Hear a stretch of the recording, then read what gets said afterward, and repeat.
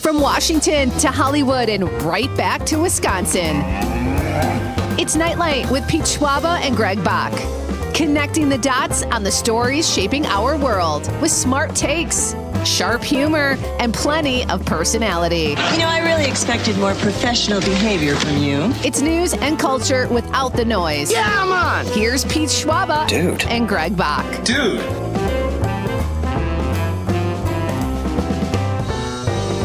Just a couple dudes joining you on this beautiful Wednesday night. Hello, everybody, and welcome to Nite Lite with Pete Schwaba and Greg Bach. I am Pete Schwaba, coming to you live from Northeast Wisconsin on the shores of Lake Michigan, more specifically Green Bay. And joining me, as always, just down the coast of beautiful Lake Michigan is Mr. Greg Bach, coming to you live from Radio Park in Racine. How are things in Racine tonight, my friend?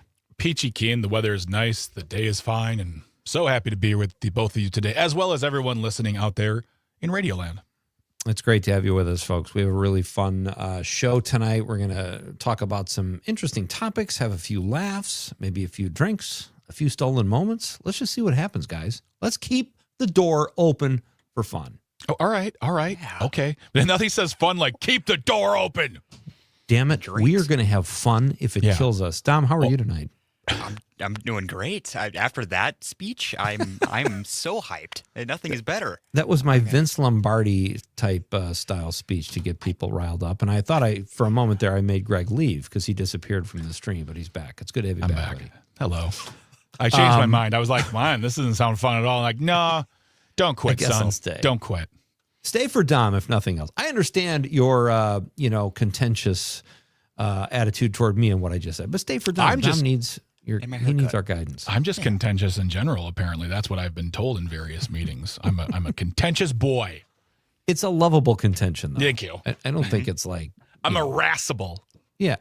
Oh, wow. I have a great word. Love it, buddy. Thank you. This is a big day for me, too, I will say, because I took the flannel sheets off last night, June 2nd, ladies and gentlemen. Thank you, guys.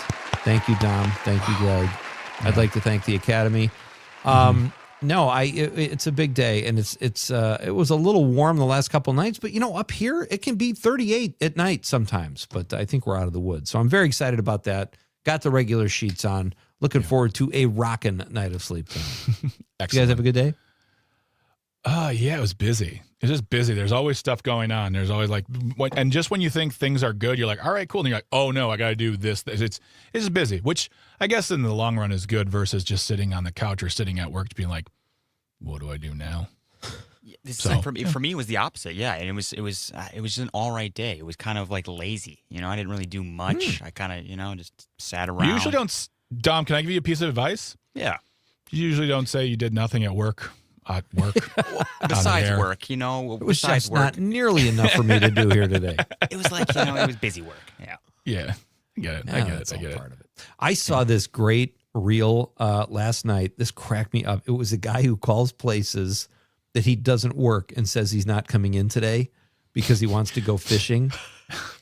I could not. I was literally laughing, laying in bed last night next to my wife. I was worried I was going to wake her up. And it was like, and the woman doesn't know that he doesn't work there. And she's like, this guy's name is Jordan. And she's like, Jordan, you have to come in. You can't just not come into work and go fishing. He's like, well, can't I take a sick day? And she goes, no, you have to be sick and you have to set that up.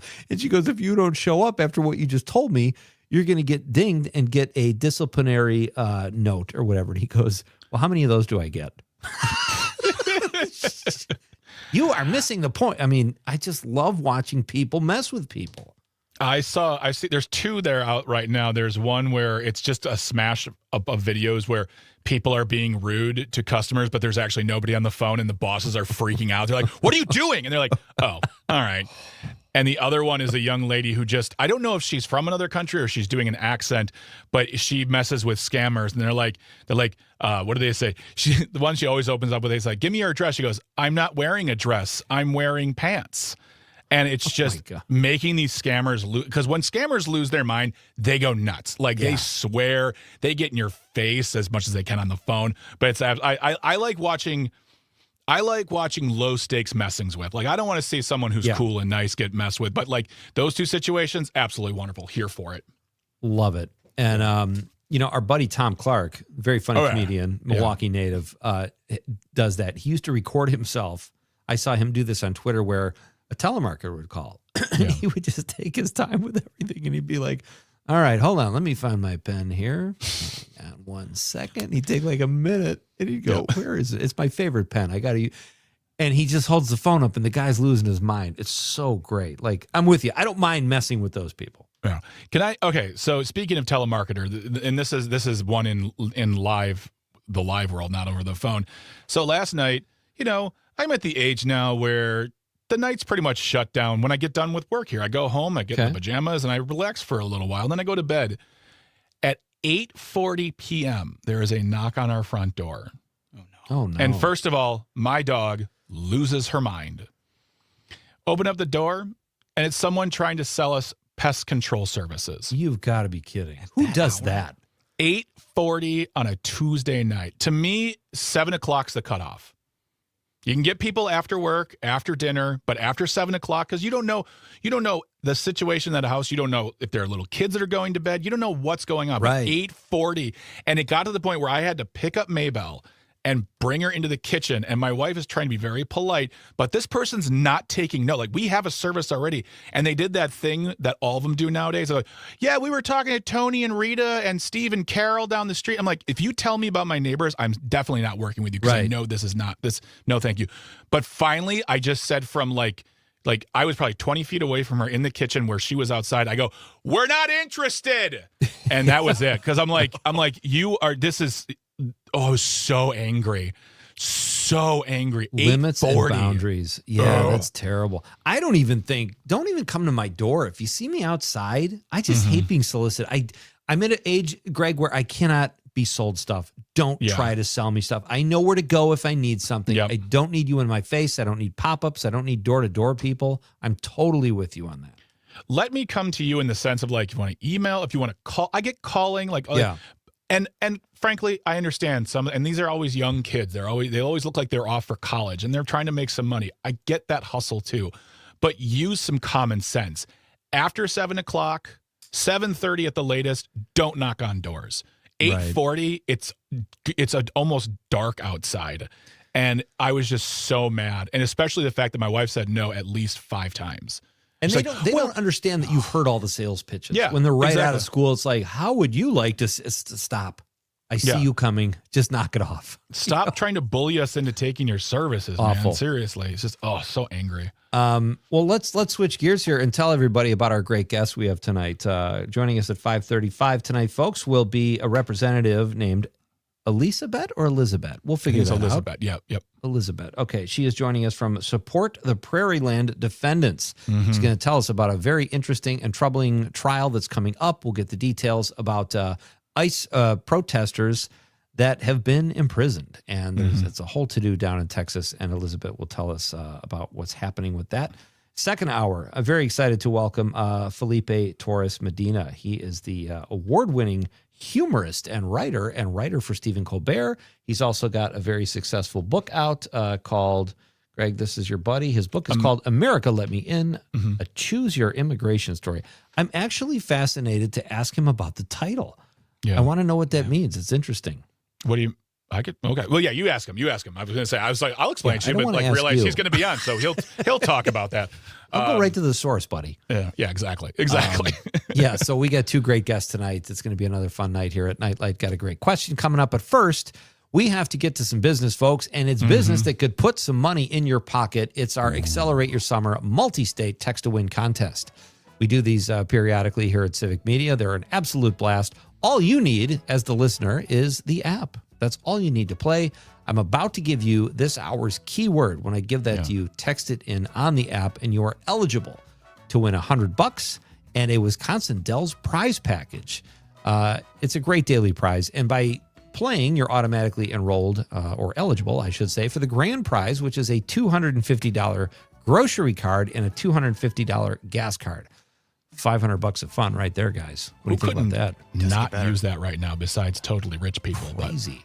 And another thing too, really quick, is if this is your first time entering and you get a response back from us, first of all, allow us to respond back. Sometimes it goes to like a spam or whatnot. But if you get a response saying, hey, click here, and it's a portal to let you subscribe to a newsletter or follow us on social media, something like that. If you do that little task, you'll get one extra entry throughout the entire, not every day, not every entry, just the one time, you're good to go. But hey, if you enter every single time, that adds up, and you got yourself one extra entry. That gives you an edge.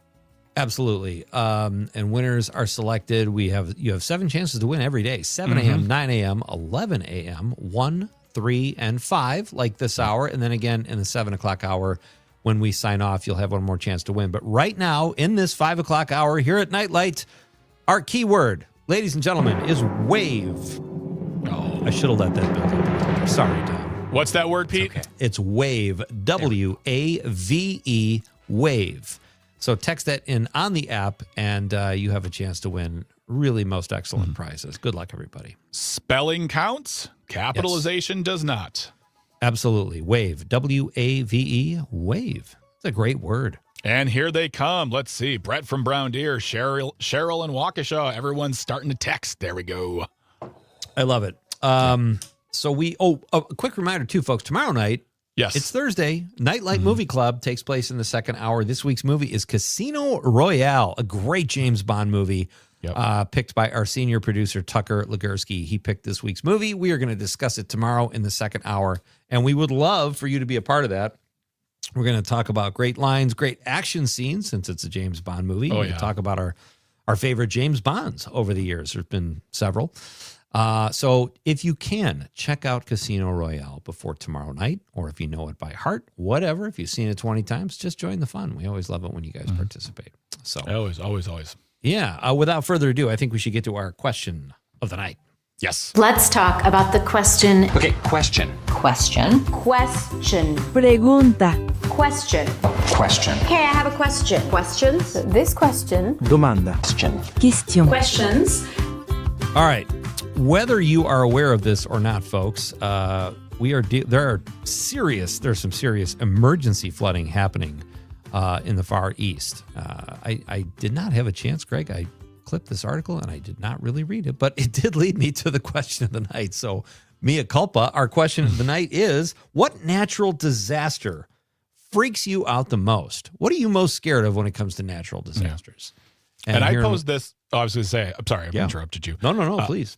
I posted too on Facebook on my page saying, and feel free to give us maybe a made up movie scenario too if you'd like. You never know. There's lots of movies where A lot of them. Oh yeah. Yeah. For natural disasters? Mm-hmm. Yeah. But real or fake, we'd love to know what your your scariest natural disaster. Your favorite natural I love a good tornado in the spring. I've always wanted to be in the eye of a storm. It's emergency floods and tropical storm. I don't even think I'm saying this right. Jangmi. Yang probably. You're probably right. I always defer to you on the bilingual stuff. But let us know. 855-752-4842, 855-75-CIVIC. Let us know what natural disaster freaks you out the most. Folks, this is Nite Lite with Pete Schwaba and Greg Bach. The keyword is out there. Have some fun. We're coming back to tell you what's going on. It's Nite Lite here on the Civic Media Network.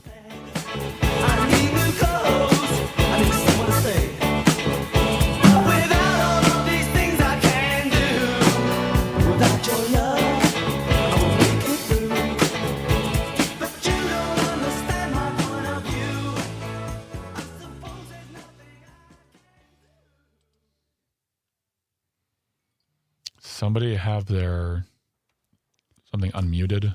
I knew I was forgetting something, and it was to read the article based on the question that I. Also, Teresa asks a good question about the Nite Lite movie club night movie. It's the newer Casino Royale, and not the comedy one. Oh, great point. I forgot about that one. Yeah. Yes, most people did. Thank you, Teresa. I just finished watching. It's so. Oh man, I have so many thoughts about it. You've already watched it? I did. Yep. Look This at morning. you, I was on Mr. it. Go-Getter. See, that's why I was lazy today. Did nothing. But it's not lazy. You were working. That's called working. I'm serious. Yeah. I'm serious. When I'm watching a movie for this show, I'm working because I'm taking notes. Like, that's not lazy. You are working. Yeah, that's true.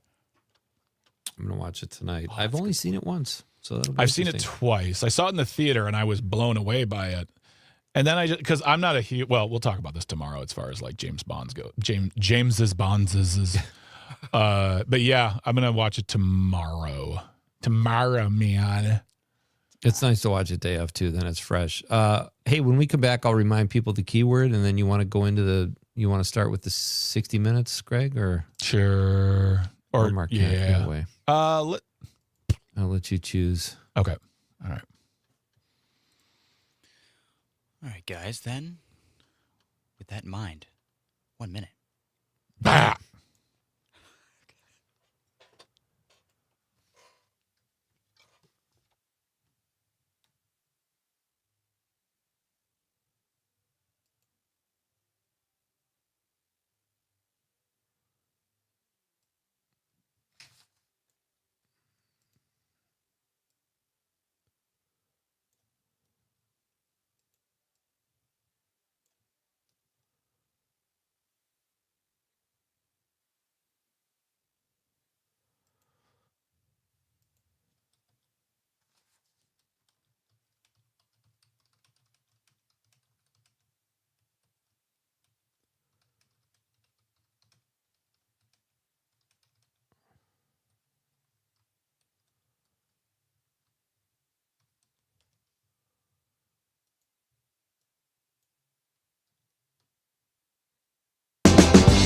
Billy Joe shot a man while robbing his castle.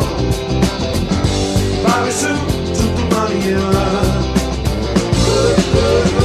Go on, take the money and run. Go on, take the money and run. Welcome back. This is Nite Lite with Pete Schwaba and Greg Bach. I am Pete Schwaba, joined as always by Mr. Greg Bach down in Radio Park in Racine, and Mr. Dom Lee producing the show and working the board in Madison at Civic Media HQ. Our contest is in full swing, folks. It's our Accelerate Your Summer multi-state text-to-win contest here at Civic Media. All you need is the app to play. Text in this hour's keyword right now if you can. It's WAVE, W-A-V-E, WAVE. You got to text it in on the app, and you are eligible for $100. That's part of our daily prize and a Wisconsin Dells prize package. Those are both of our daily prizes. How cool would that be to win, you guys? You show up at Wisconsin Dells, you got $100 burning a hole in your pocket. Get out of here. That's insane. I wouldn't know. I'll never know. No, but we like to bring it to the people. So Yeah. Enrolling or automatically, if you play, you're automatically eligible for our grand prize, which is a $250 grocery card. Yeah. And a $250 buck gas card. So those are two Nice. great prizes. So good luck, everybody. Yes. Our question of the night is inspired by horrible weather in Japan, and I still don't know how to say that, Greg. I should have looked it up during the break. It's Jangmi, Yangmi. I was like I think it's Jang Yangmi. Mai. I'm sure it's not that. I love Italian sausages.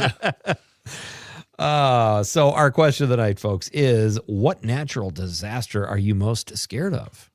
Let us know at 855-752-4842, 855-75-CIVIC. You can also text us on said app, or if you're watching the radio on Facebook, YouTube, or X Twitter, drop us a stream comment and be part of the fun. It's pronounced Jangmi. It's Jangmi. Korean for rose. That's what the word means. Wouldn't that be a great last name? Like Schwaba is so unexotic. Well, maybe it's exotic somewhere else for someone else. Who knows? Maybe. Imagine running around the world having your last name be like Smith or Johnson or Lee or something just so boring.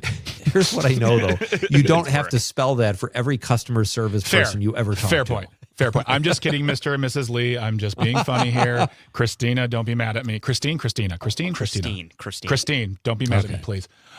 Couple of things before we jump into the news, real quick here. Yeah. There was a question on the text line about the movie club selection. Yeah.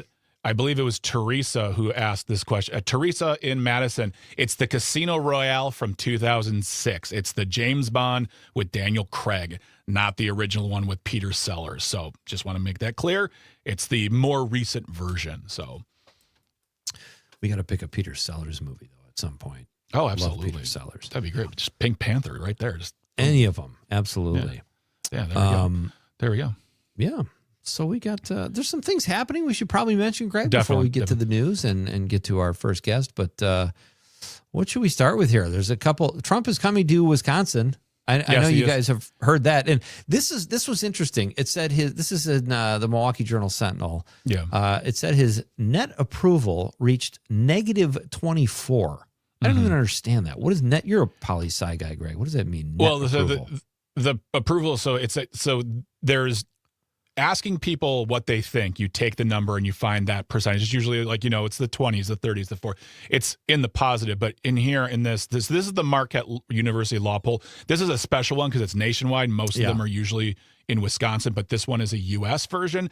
And this is how they said. So Trump's net approval rating is calculated by subtracting the percentage who approve of how he's handling his job from those who disapprove, which so that's how you get it. You take the approve, subtract the disapprove, and that's what you get. It's a -24 in the new poll. And it's down 3 points from April. And, what's funny about this article, not funny, haha, but even though that his approval rating is going down and people are really still very worried about the economy and inflation, a fair amount of Republicans would still vote for a Trump-approved candidate. Not Trump himself, but someone who he approved. It said Republicans, 71% said they would vote for a 2026 primary candidate endorsed by Trump. That's what the poll found. I mean, at the end of the day, no offense. I mean, I love Charles Franklin. I love the Marquette poll, but the polls almost feel useless at this point because no matter what happens, they say fake news, not real, liberal. And it's not. The Marquette University Law Poll or Marquette Law Poll is one of the most esteemed in the country. Yeah. So, it's not telling me anything that's new, but it just shows every time it comes out, it goes further and further down. Here's what was new to me, and I kind of knew this is happening just from reading other stuff, but the growing divide between MAGA and non-MAGA Republicans. That does seem to be a serious rift. And the other thing is, every time it's a new record low as approval rating, I expect it to be 29. It always seems like it's 38%. It just seems like it's stuck there, even though they're saying in this poll it's down a couple points. So we got an assist from our buddy Pat Kreitlow on the live stream. Thank you so much, Pat, for listening. He says, also known in the political biz as underwater. So Trump is 24 points underwater. That's Titan submersible territory. Ooh, good reference there, Pat. Good reference. I'll be joining you on the yacht this summer. He's the yacht rock captain. So love Pat. Great to hear from you, buddy. Absolutely. And really quick, breaking news from Trump land. He will not commit to getting rid of the $1.8 billion slush fund. They said they were going to abandon it. He just said today that he wasn't going to commit to doing that. That's so weird for him to be contrarian like that. I know. I hope reporters ask him when he's here in Wisconsin this week. Stumping for people like Darren Van Orten. He will be in Western Wisconsin, so yes, get ready, peeps. He'll be over your way if you want to check it out. We've got a great show coming up. Our first guest comes up next, folks. It's Elizabeth. She will be here repping support for the Prairie Land defendants. This is a fascinating story. You're not going to want to miss this. And Felipe Torres Medina joins us in hour number 2, former Stephen Colbert writer and author. And our keyword of this hour, texted in on the app, WAVE, W-A-V-E, WAVE. Come right back, folks. Don't go anywhere. Smoke them if you got them, but we are coming right back after the news. This is Pete and Greg and Nite Lite on the Civic Media Network. It's just exactly what the facts is. He ain't gonna let those two. My bad. Let that go on. I'll let you guys. It was fun to hear from Pat. For a while. Hey, Yeah, Pat, thank awesome. you so much for that's so nice of him to chime in. Especially because he's not a fan of me. So I'm glad he took the time to do that. Well, my personal charm overpowers that of anybody else. So I see that in the emails people send to us all the time. I say, Greg, you're so charming. We love the tone of your voice. We can't stand it. Yeah, it's so good that I'm upset about it when I listen. We need some. Me and Pete need some comments about us sometimes. Yeah, it's starting Just to can't let me have anything, can you, Dom? Cool. Thanks. You get a cool haircut, and it's all about you. I'm a big shot now. And it's every girl for herself. Oh man. Okay. Jolly good show. Jolly good. Jolly good show, boys. Jolly good show. I don't know why I said it with a soft J. It's because Jolly of good. the Japan flooding town. Yeah. Earth storm. Oh man, I just had some chicken wings before we got on the air. So good. What were the flavors? They were plain, but I just threw a little Creole powder on there, so it just had a little bit of season, not too much nice. though, because those are so heavily that powder is so salty. We have the non-salt version, but it's not as good. So I just keep it light with the salt. Love it, man. One of my main things this past year has just been taking down my salt intake. I did that for a long time, and the results were pretty minimal when it came to my blood pressure. Yeah. Yeah. I mean, for me, it's just a matter of like, it was the whole weight loss thing to begin with. But now anything that's super salty, like it burns. So I'm just not used to it anymore. Interesting. Yeah. I'm very interesting. The most interesting man on Nite Lite.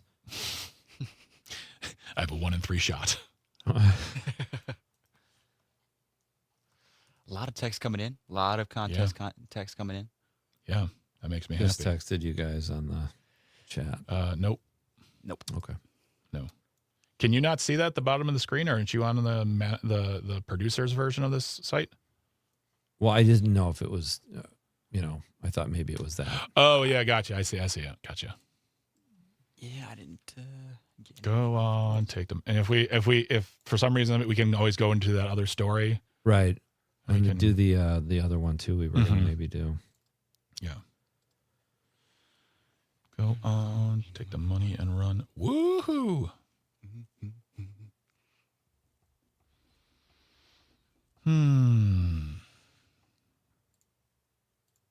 I didn't have any tacos yesterday.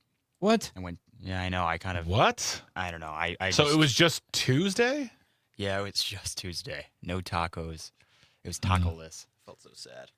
Sorry about that. Oh, speaking of, like, how did what is your young lady's name? If you don't mind, if you don't want to share it here, I understand. But No, she's open to it. Isabel. That's a pretty name. Is Isabel a fan of the haircut? She is. She Okay. actually was like, "Oh yeah, that's actually amazing," which made me think like was my original haircut better? Sounds like she was surprised. yeah. That's actually amazing. I know. I was like, When was anyone my throws haircut an before that? actually in there, it cannot not hurt. Like, you're Right. like, That's what I'm like, saying, yeah. That actually looks really good on you. What were you expecting? Yeah. I was so nervous about it. I threw it into an AI thing, like an AI image generator, to make sure it was really like would fit the vibe of me. And Well, it turned out it is. So That is the job of a good barber or stylist, to look at your head and say, this will be good, this won't be good, try this instead of that, because you don't want to, it's all about using the shape of your face to accentuate, using your hair and the shape of your face to make you look good. And yeah. okay, next time I get my hair gets longer, I will ask you, Greg. You got a to cut my hair. consultant I right will. here. I You am. got to Yeah, take advantage. I of really it. will. I mean, That's why I yeah, haven't it depends also what you're looking to do, what you do not want to do, what you might want to try. I mean, you're young, so if you want to grow your hair out long, try it. If not, if you want to shave your head for a while, there you go. But I might. yeah, I mean, I'll definitely tell you what not to do, because first. No mullet. All right. The frustrating thing is when you go in to get your hair cut and it's the same person you've been going to, and they go, "So, what are we doing?" Yeah, right. Like, Oh, dude, I had. Wait, 10 seconds, guys. 10 seconds. Yeah. sorry to drop that bomb, right? Truth bomb.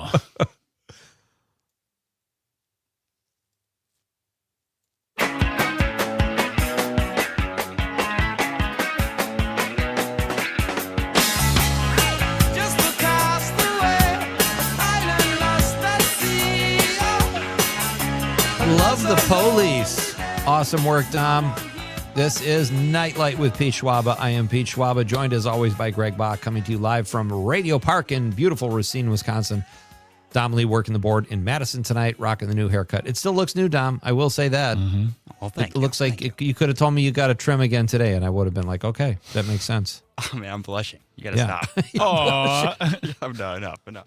Wow, if I had a nickel for every time I made another man blush, I would be flat broke, I think. That might be a first. no, you have 5 cents.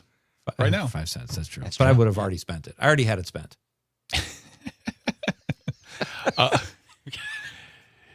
Welcome back, folks. Just a reminder that our Civic Media Accelerate Your Summer multi-state text to win contest is in full swing here, and you only need the app to play.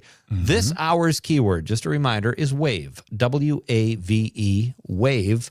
Text that in on the app, and you are eligible for our daily prize of $100 and a Wisconsin Dells prize package. Those are great daily prizes, and you'll be automatically eligible for the grand prize, which is a $250 gas card and a $250 grocery card. Great stuff. So good luck, everybody. Just send out thanks to Mary from Tosa, Patty in Sussex, Stephen in Ixonia, Jeff in Oregon, Michael in Tosa, Tyler in Columbia County. I'm going to get more and more radio with every John in Madison, Karen in Racine.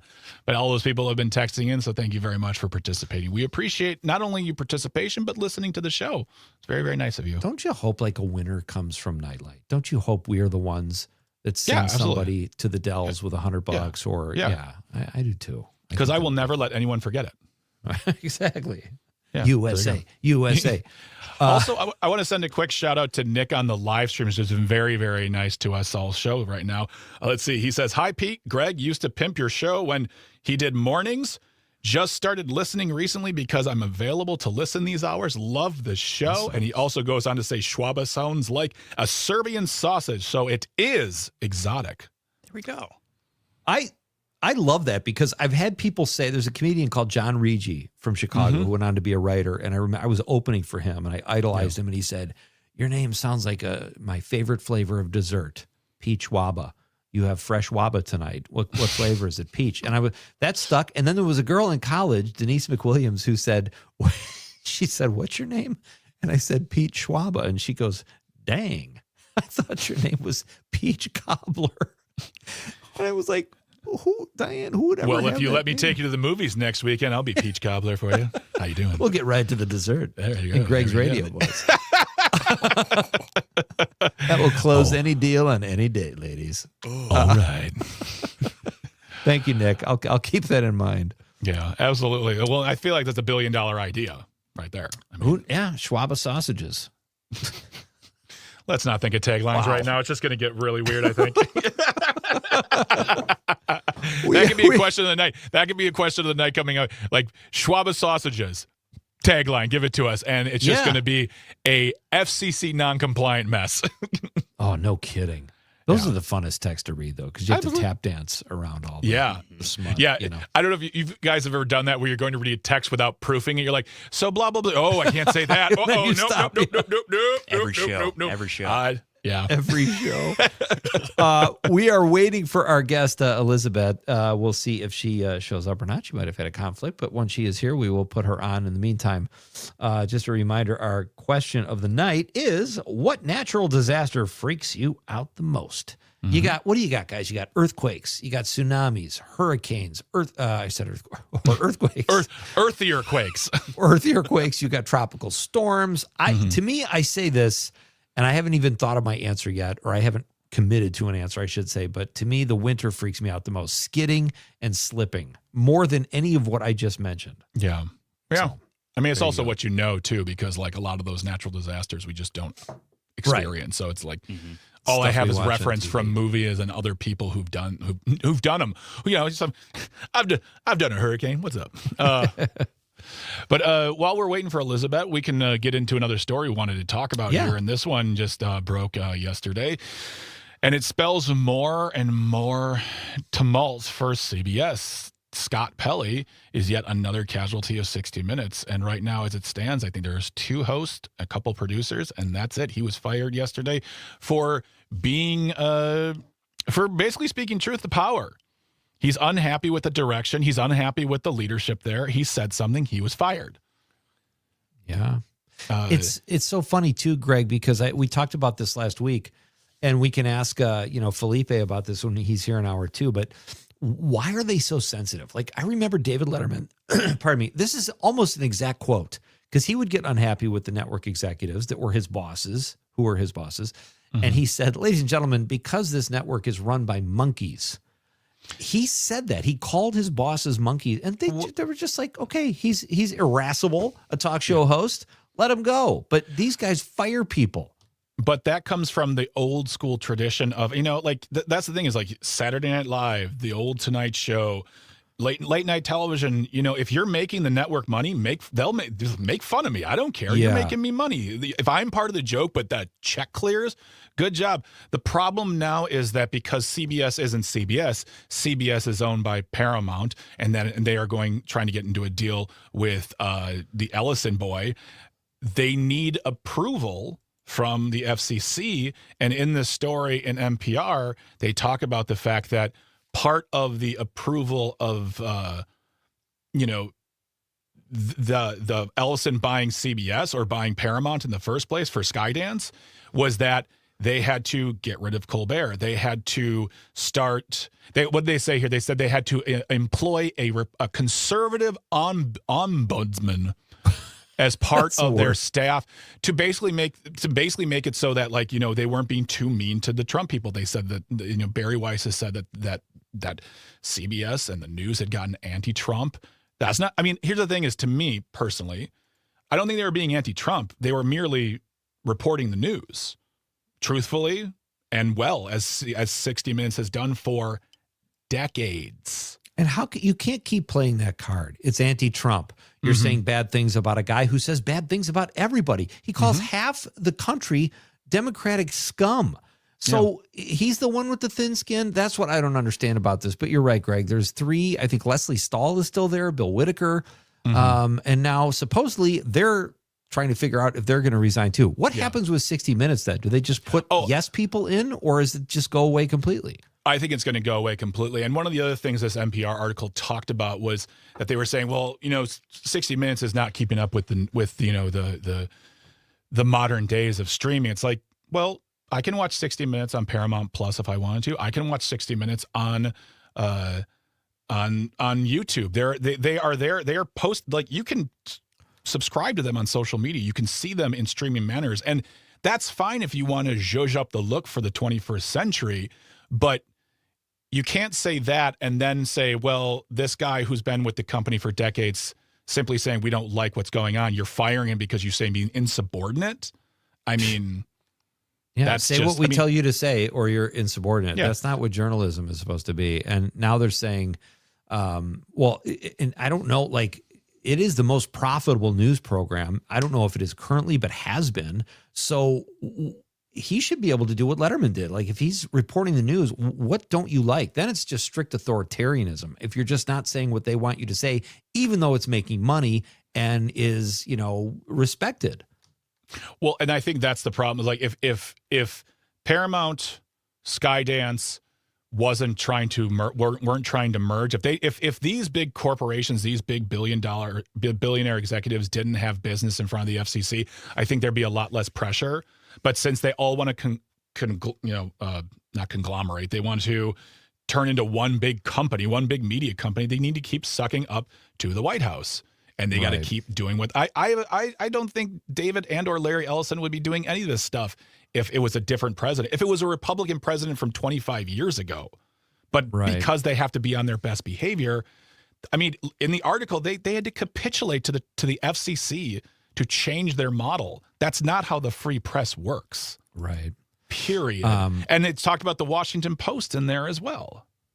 And let's not forget, which I just was reminded of in this article. I knew this, but I had totally forgotten it. The Ellisons also co-own TikTok now, their U.S. operations. And they're the reason, Greg, I have 4 followers. I cannot get, I can't become an influencer with 4 followers. Oh, so I wasn't sure. Okay. No. Yeah.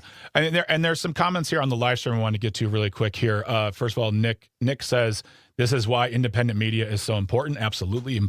It's important to support independent media and support your local papers. And I'm not knocking the big papers we all know, at least in Wisconsin, but I'm talking about your local papers, the ones that are run out of a 1-room office. It's the work they are doing to report the good news in your community. But also something here, R.C. Martin says, exactly how do we turn this around? How do we turn this around? You vote. I know it sounds very simplistic, but that's the power we have. to vote and take away dollars from these corporations. Don't If you tune feel in. like- Yeah, cancel your Paramount Plus. I did. I did too. Yeah, it's UFC and Taylor Sheridan now, and even Taylor Sheridan left Paramount Plus. So Yeah. it's just money talks. Follow the money. Absolutely. I mean, we saw what happened with Jimmy Kimmel when Jimmy Kimmel got suspended. Yeah. I almost said a fortune. That's not the word I was looking for. A ton of individuals canceled their Disney Plus accounts. Like, money talks. Your vote works. Don't let anyone tell you differently. But that's how we do it. That's the power we still have. And we're in an election year, and folks want to either keep their job or get the job. Ask them about these topics. They're important. Absolutely. Great stuff. I think this was interesting, you guys. I don't know if did you guys see the movie War Machine? No, I've heard Speaking of about money. it. I want to see it because I love me some Alan Richson. I do too. And I kind of like it kind of irritated me a few nights ago. I was looking for something to watch. I forgot I hadn't seen this movie. So I added this to my list, but also they're remaking with this was in the Beats today with a native Wisconsinite, Zack Snyder, who was born in Green Bay. He's going to write and direct a new Escape from New York. I got to give that a rewatch. Yeah. So I got two things now on my docket, but Alan Richson is in the news. They're making a War Machine 2, and it got pretty good reviews, and it was a real winner for Netflix, speaking of huge companies, but I'm going to check that out for sure. I do want to watch that. And he is a great follow on Instagram. He is one of the most joyous individuals, and he is unhinged in a fun way, where it's like Agreed. he just is loving life because he's worked really hard. And also didn't take anything from that guy in his on the street when he was riding his motorcycle. Tennessee, no. That's the guy you pick a fight with, honest to God. That should tell you how tough showbiz can be, folks, because he is a mountain. He's a handsome guy. He's a pretty good actor, and he is made of muscle. And what is he, in his early 40s now? And he finally hit with Reacher. I mean, he worked, and he's had a good career, but it just goes to show you. Conversely, to be fair here, Little House on the Prairie is relaunching on Netflix as well. Really? A reboot of Little House on the Prairie. Michael Landon is not in it, and they've already greenlit a season 2. So you got some violence and some action. You got some down home spun. I thought you were like, wait, what violence and action? Oh, wait, that scene where what's-her-face gets beaten up by the guy who's the bully. Laura Ingalls starts kicking ass and taking names. Yeah, absolutely. All right, this is Nite Lite with Pete Schwaba and Greg Bach. When we come back, if we don't have Elizabeth, let's talk about why everyone is going to the Midwest now, Greg. That's a great story. We'll talk about that as well. I can tell you why. Because it's awesome. Because it rules. Yeah. This hour's keyword, folks, in our multi-state text-to-win Accelerate Your Summer contest is WAVE, W-A-V-E. Text it in and join the fun on the app. We are coming right back. Dom and Greg are waving. It's waving. Get it? And the police are taking us to break. This is Nite Lite on the Civic Media Network.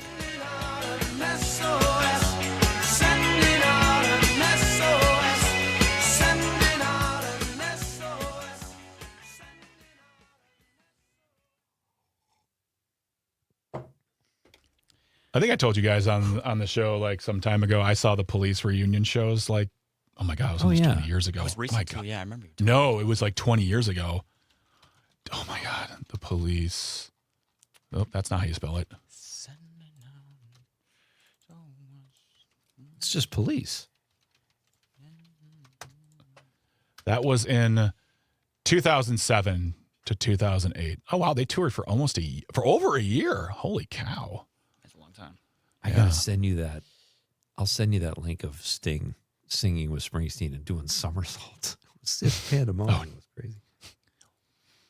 Yeah, that was a good show. I'm really looking forward to seeing Garth Brooks, though, too. Oh, my gosh. Cannot wait. That's what I meant to look up, too. When did...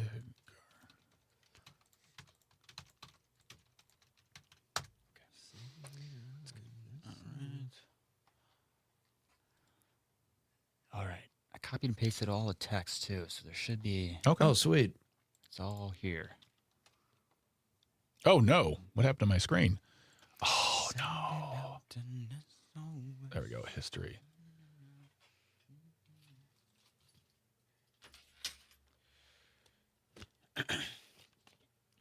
Whoever invented restore window on Windows, I'll kiss you on the mouth. I use that a lot.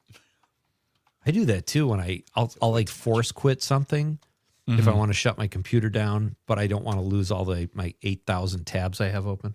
Yeah. Serious ADHD.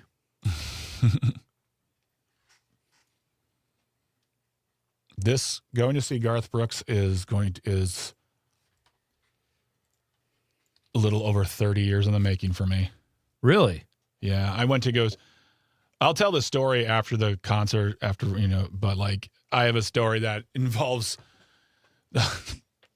basic naivete, my mother crying, and not seeing Garth Brooks. Oh dear. Yeah. But yeah, 30 years, that's actually a lot. It is a lot. Bueno. He came in 96, 2015.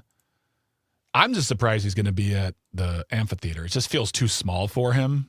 Huh. How many does the amphitheater hold? Good question.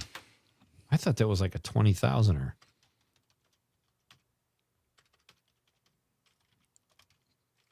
It I don't know is. if that's a lot or not.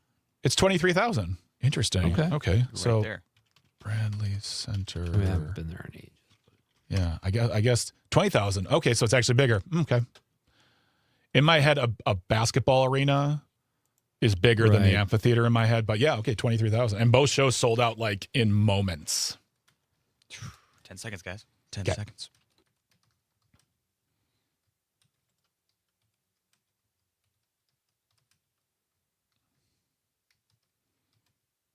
I got a room with a view that's nice, just living on the hot side here, paradise. Paradise ain't hard to find, looking out your window at the world outside. Great tune. Well done, Dom. That's my guys, the Bodines. Paradise. Well done. This is Pete Schwaba and Greg Bach and Nite Lite coming to you live on the Civic Media Network. Dom is our DJ du jour and producer tonight, holding down the fort in Madison. Our keyword, this is the last reminder, folks, of the hour. Maybe we'll say it one more time. You got a few minutes. You got 8 minutes, now 7 minutes to get in the keyword on the app to qualify for the daily prize of $100 and a fun little Wisconsin Dells prize package. Combine those two. That's summer fun. That's hot fun in the summertime, as I like to call it. And you will automatically make yourself eligible for a $250 grocery card and $250 gas card. So text in this word now, WAVE, W-A-V-E, WAVE. That is this hour's keyword. Good luck. And speaking of Wisconsin Dells, Pete, Yeah. that's just one of the many places folks can go to Wisconsin and travel and visit and see wonderful like attractions, whether it's Noah's Ark, my favorite place in the world, Robot World. But Nice. thank you very much. There was a story that came out in Midwest Living, MidwestLiving.com to be specific, why the Midwest Quest is the hottest travel trend of 2026. I'm happy that the rest of y'all on the coasts are getting keen to the idea that we rule. We got stuff too. We got great stuff. Yeah. Yeah. We got, and here's what I will say, what I used to fly more, what I loved about coming back to the Midwest was how green the earth looked from up high. And I have a love of the desert too, but when you're out there from 35,000 feet, you know, we got the green, we got the fresh lakes, Wisconsin. How can you beat that? I mean, it really makes sense to me. Like they say, you know, why the Midwest Quest? There's no real question in my opinion. Like, I mean, and I'm going to focus on Wisconsin because that's where we're at right now. Sure. We are the Yaderhay Triangle, and there are a lot of great places. And I don't know, I can't speak for anybody else on this show, but you know, working in comedy, especially at the club, so many comedians from all over the world would come into work, and I guarantee you at least 2 to 3 times a month from the headliners, we would hear the same thing on the Saturday evening show when they'd walk in. They would say something to the effect of, I had no idea how amazing this city is. Yeah. Because there's so much to do. And one of the things it says in this article, too, is that the Midwest is very affordable. It's expensive everywhere, but the Midwest, less expensive. So it doesn't surprise me that people want to come here to have fun in the summertime. Absolutely. And I think you've got, like, I'm just looking at this article we found, Wisconsin's National Mustard Museum. I had the mustard curator on the show previously.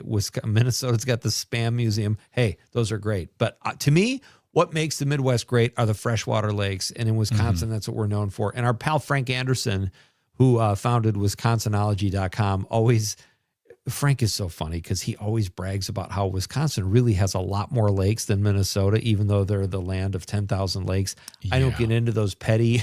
I really don't care. I just know Wisconsin is beautiful, but a little friendly rivalry isn't bad either. I mean, I also think, the lakes are wonderful, but like when you look at least in Wisconsin, I'll say you look at places you can go to. I mean, of course, Milwaukee is a great place, especially in summertime. Sure. Right there on the lake. It's a lot of great food, a lot of all the festivals going on. Door County, of course, is one of the most popular places in the Midwest, if not the country. My sister and my brother-in-law, I think, go there now twice a year. You got Madison is gorgeous. Go to the Northwoods, it's gorgeous. Go to the Boundary Waters, Apostle Islands. I mean, there's so much to do that, it's one of the best kept secrets, in my opinion, that we should let out to the world, especially those Illinois people who come here all the time. You know what, Greg? I was trying to make this about the Midwest, and you immediately go to Fibville. Here's what I will say. Here's what I will say. I think I don't like that in Wisconsin we have a tendency to, like, I've heard Door County referred to as, we're like the Cape Cod of the Midwest. No, you're Door County. You're Door County, Wisconsin. Yep. Don't imitate. And I've heard people in Milwaukee say this 15 years ago. A lot of people say we're the Portland of the Midwest. You're the Milwaukee. You're Milwaukee. You've got history. You've got great stuff. We have great stuff here in Wisconsin. I don't like that. I feel like it's conceding and it's not necessary. Well, and also they're not. Door County is Door County. I've been to Portland. Portland and Milwaukee are not the same at all. Right. It's and I feel like in the past 5 to 10 years, specifically in Milwaukee, because Madison knows who they are. They'll tell you without even asking. It's fine. They'll let you know.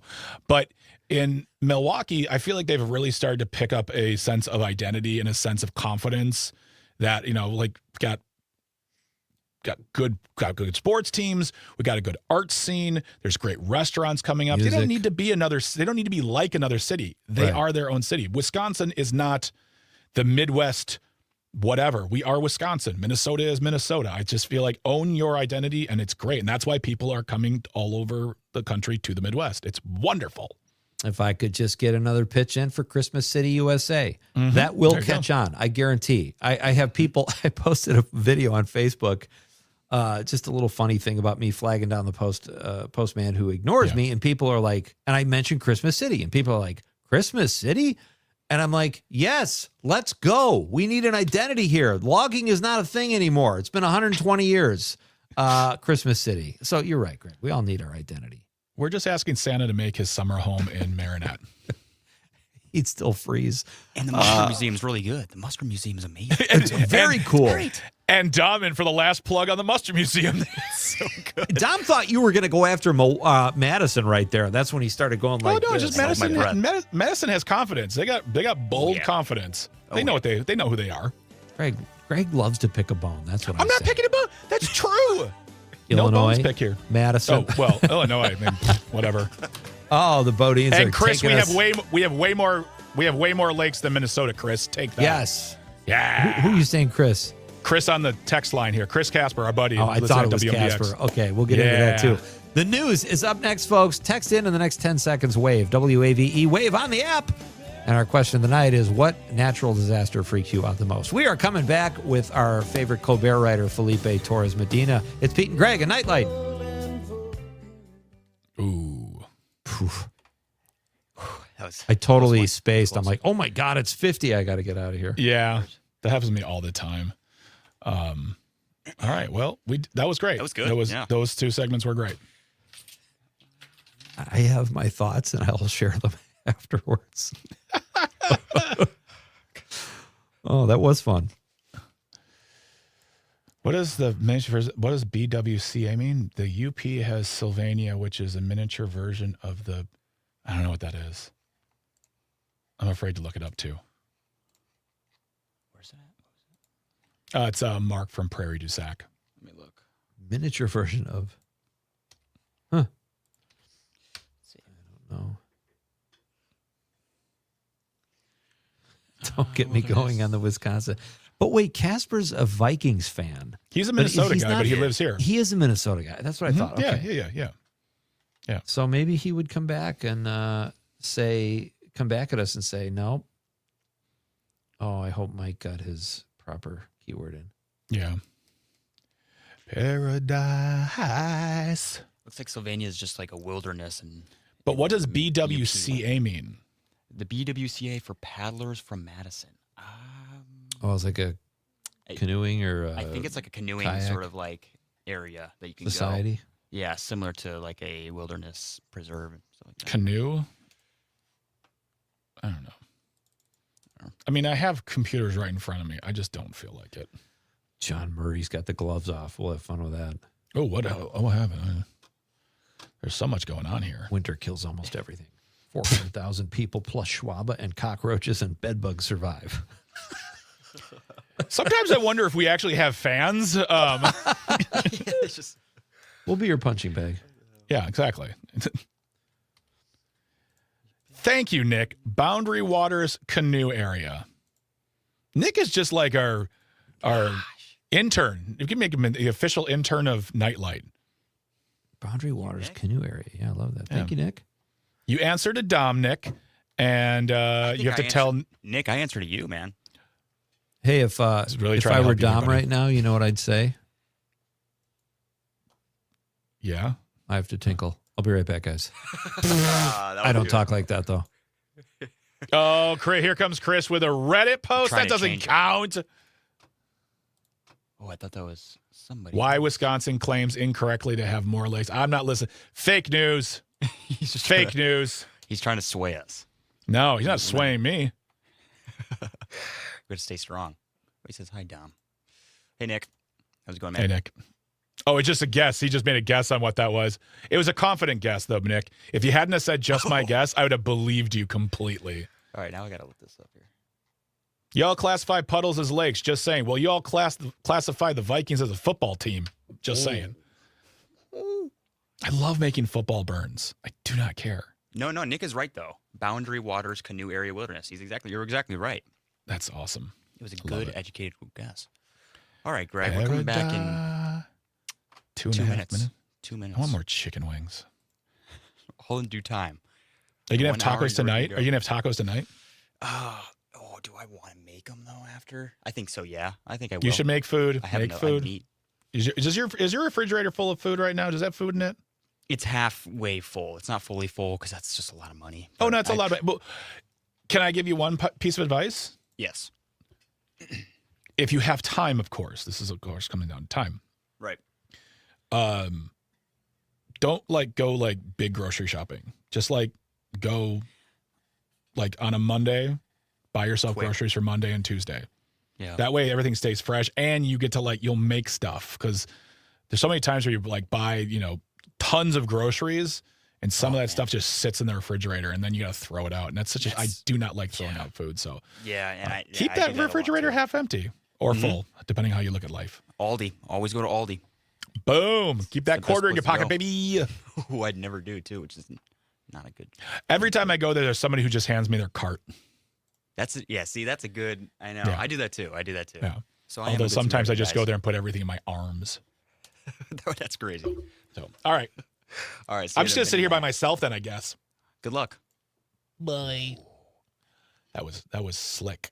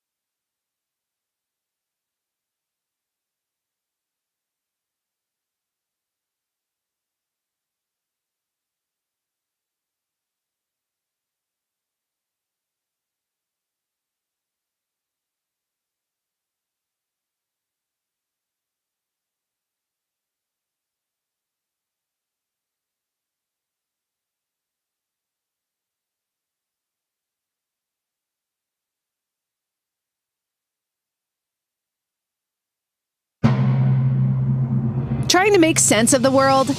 You've got Nite Lite with Pete Schwaba and Greg Bach. Call our toll-free number now. Headlines, culture, and real conversation.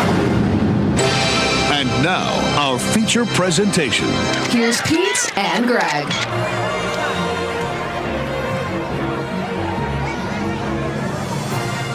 Welcome back to Nite Lite with Pete Schwaba and Greg Bach here on the Civic Media Network. We're so happy you're joining us here in hour 2 of the program. Had a great first hour. If you've missed any of it, simply go to civicmedia.us/shows, look for Nite Lite or any of the programs you're interested in, download episodes and catch up. Take them wherever you'd like. Listen to them as a podcast. We'll be right there in your pocket. Join us for the live stuff. Have a great time. So happy you are a part of it today with us.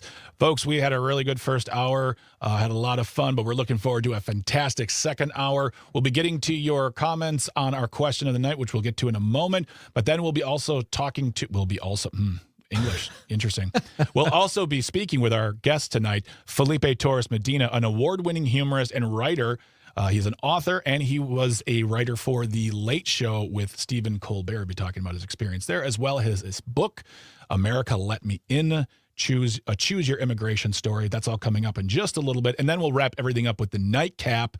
It's going to be a lot of fun. We're going to have a good time here on this Wednesday edition of Nite Lite. Don't forget, folks, tomorrow we're going to have ourselves the Nite Lite Movie Club. And this time we're talking James Bond. This time we're talking the 2006 Casino Royale, starring Mr. Daniel Craig, the first and controversially blonde Bond. So, forgot about that. That's right. Yeah. We'll be talking about that in the second hour. So watch the movie. Let us know your thoughts tomorrow. We'll be having a great time with that. And for all the folks out there who participated in the Accelerate Your Summer multi-state text-to-win contest, thank you so much for participating. You have another chance in the 7 o'clock hour to get a keyword in. Make sure you have that Civic Media app. Make sure you have it tuned to your favorite radio station like WAUK. And then you can simply enter the keyword for your chance to win $100 and a Wisconsin Dells prize pack, including a grand prize entrance for $250 in gas, $250 in groceries. That's all coming up in the 7 o'clock hour. Then it starts all again tomorrow. 7 more chances for the Accelerate Your Summer multi-state text-to-win contest. Speaking of the app, that's a way you can get in touch with us. That's a great way to do that. Make sure you get that on your device. As we said, you need that for the contest. But before we talk about how to get in touch with us, let's talk about the question of the night. Dom? Let's talk about the question. Okay, question. Question. Pregunta. Question. Hey, I have a question. Questions? This question. Domanda. Question. Questions. The question of the night is, what natural disaster freaks you out the most? Let us know by calling or texting. The number is the same, 855-752-4842, 855-75-CIVIC. You can leave a comment on the live stream.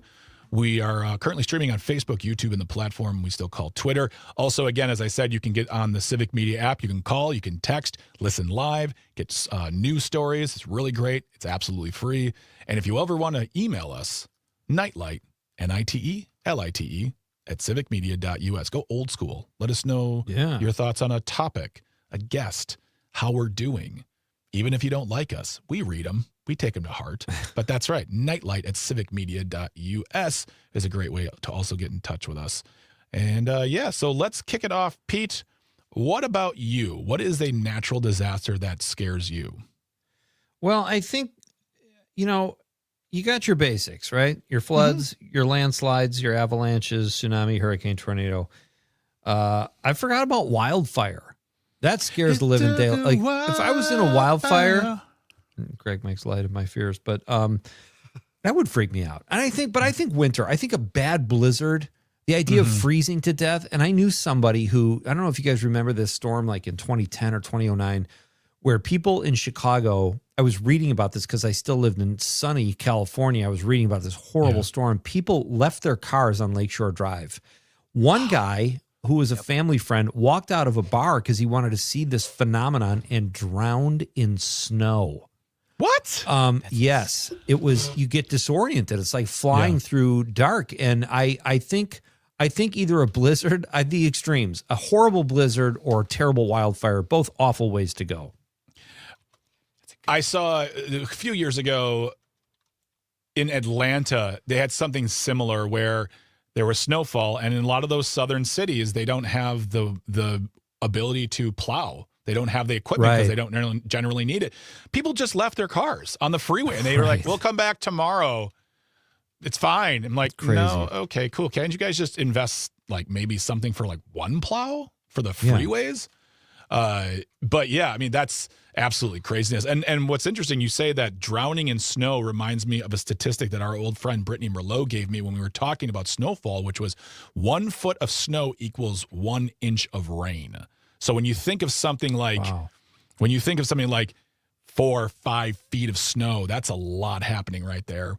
That's insane. Wow. Yeah. I mean, it's winter freaks me out just because sometimes it's just too cold. We shouldn't be out there. But Dom, what about you?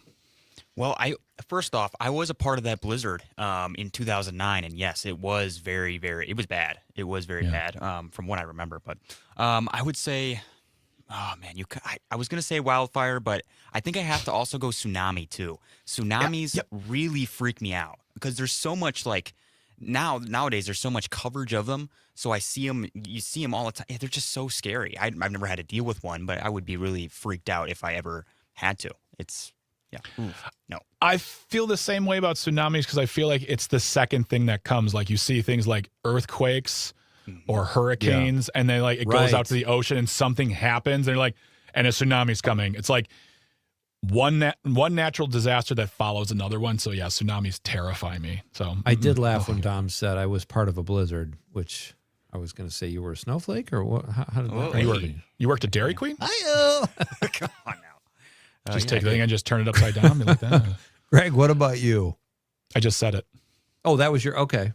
Yeah, I just thought you were making a comment of the residual. Oh no, I agree, and a tsunami is terrible too because I think I was in my 30s before I really knew what that was, and there was one in the news over in the Far East. One happened, and people didn't know what was going on.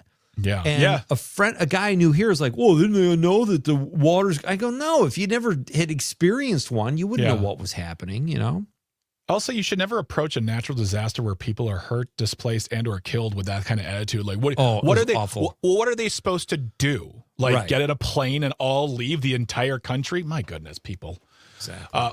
Speaking of the people, what are the people saying on the text line regarding our question of the night? We got quite a few. We got Brett from Brown Deer saying, I've been in a few of these storms like a tornado and a hurricane, but the one that would freak me out the most is a volcanic eruption. Okay. Oh, that was on there too. Yeah. That's one I feel like I could escape. I feel like I could escape that one. Because of molten lava's slow pace? I feel like I could outrun lava. But for how long? Lava just keeps coming, though.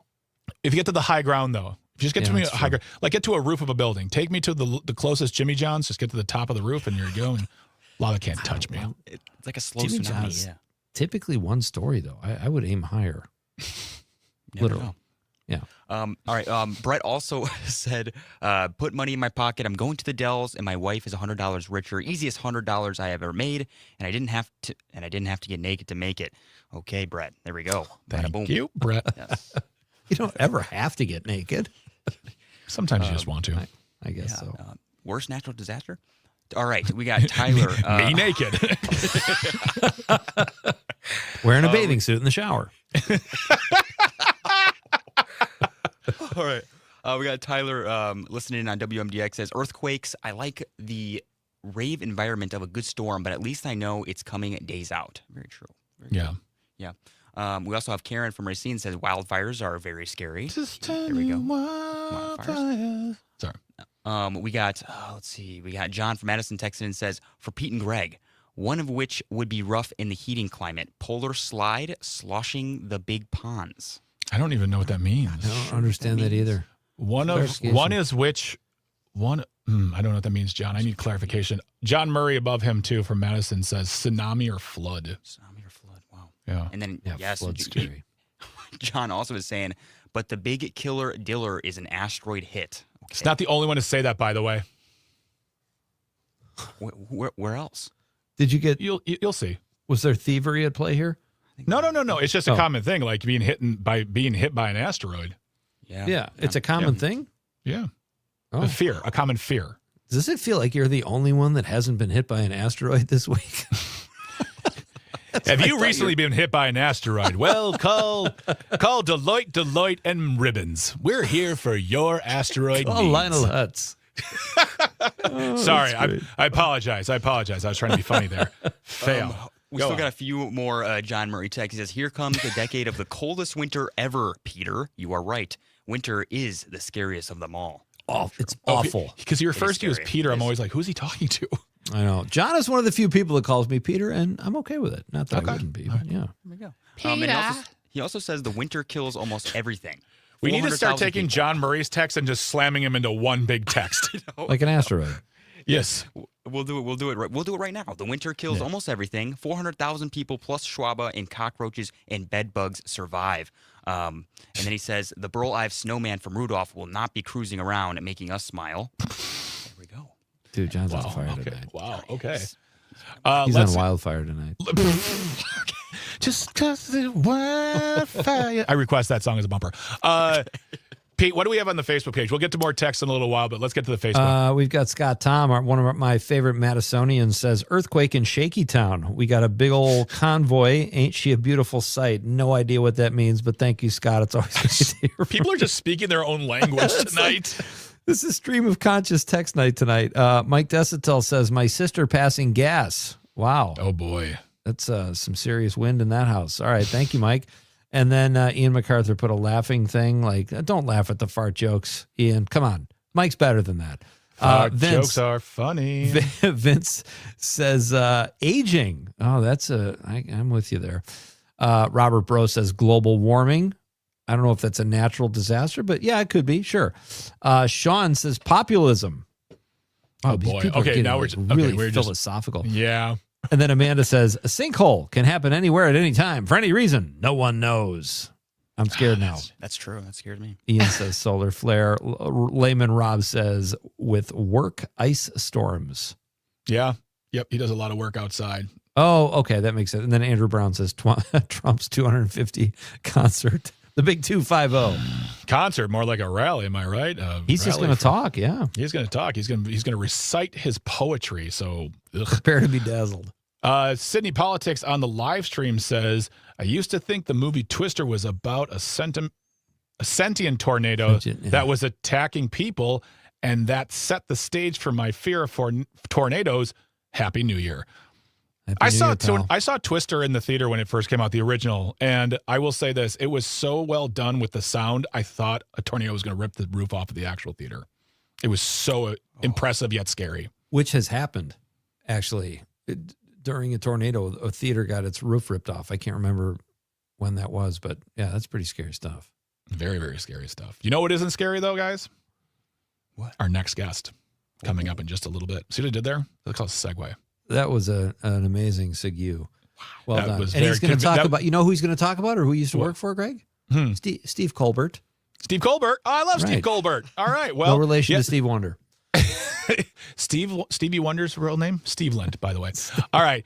Coming up after the break, we're going to be talking to Felipe Torres Medina. He's an award-winning humorist, author, and former writer for The Late Show with Colbert, talking about his book, his time on the show, and what's going on in his world. Very excited to talk to him again, but that's all coming up right after the break, so don't go anywhere. You are listening and or watching Nite Lite with Pete Schwaba and Greg Bach here on the Civic Media Network. Stay tuned. Stay close. Say, ain't it been some kind of day? You and me been catching on like a wildfire.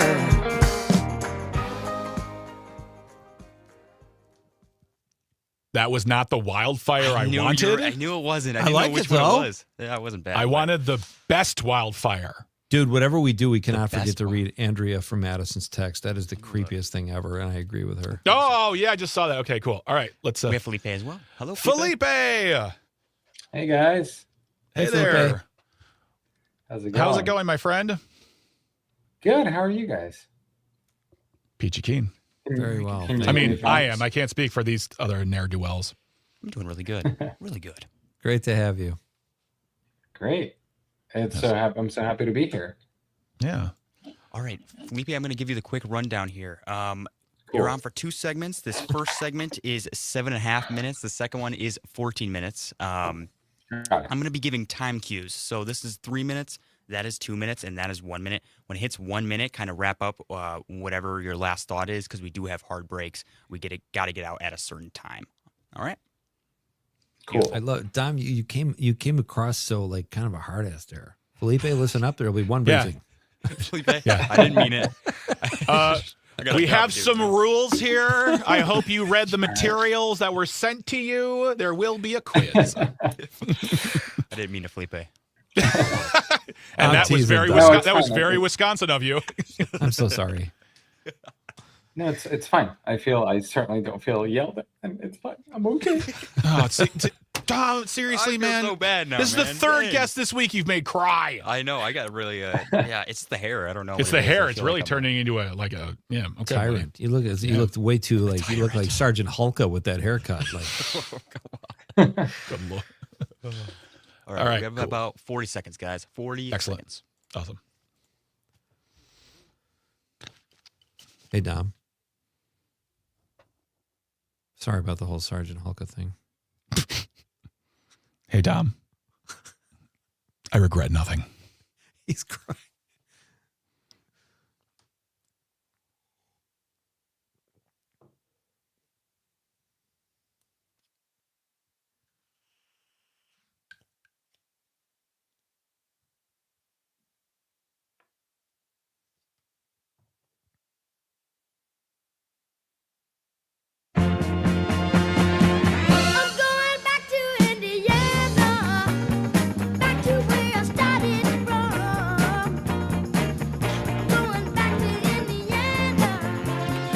Welcome back to Nite Lite with Pete Schwaba and Greg Bach here on the Civic Media Network. If you want to get in touch with us, it's that easy. Simply call or text.